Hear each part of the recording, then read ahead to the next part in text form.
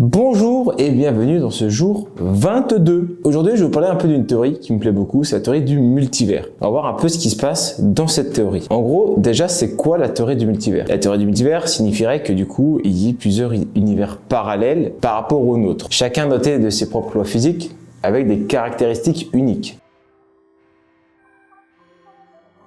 L'un des fondements de cette théorie est le concept d'inflation éternelle. Selon cette idée, l'univers, peu après le Big Bang, a connu une expansion rapide et continue. Dans ce modèle, différentes régions de l'espace cessent d'inflater à différents moments, formant ainsi des bulles. Et chacune de ces bulles représente un univers distinct, potentiellement infini, avec des propriétés légèrement variées. La théorie des cordes. On en entend beaucoup parler, mais on ne sait jamais vraiment ce que c'est. Allez vous renseigner sur le sujet. C'est vraiment intéressant. Donc, la théorie des cordes, qui cherche en gros à unifier les forces de la nature, introduit la notion de brane. Donc, ces branes flotteraient dans l'espace, attention là ça devient un peu technique, à des dimensions supérieures ou inférieures. Notre univers serait parmi une de ces branes. La configuration possible des dimensions supplémentaires génère une multitude de scénarios, chacun correspondant à un univers unique avec ses propres lois physiques.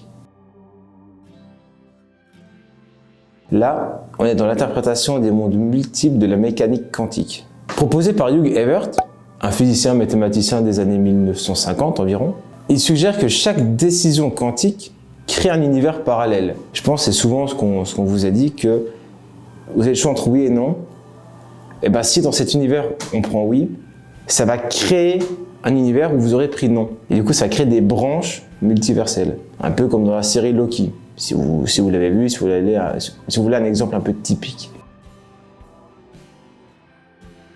La théorie du multivers de niveau 4 est proposée par Max Tegmark. Il propose que tous les univers décrits d'une structure mathématique cohérente existent. Dans ce cadre, chaque structure mathématique possible correspondrait à un univers, indépendamment de sa compatibilité avec notre perception de la réalité. Cette théorie est un peu plus technique. J'ai pas exactement tout compris, mais ça fait partie, on va dire, des 4 théories des 4 idées de la théorie sur le multivers. Voilà, c'est tout pour moi. J'espère que ça vous a plu. On se retrouve demain à 18 h. Des bisous!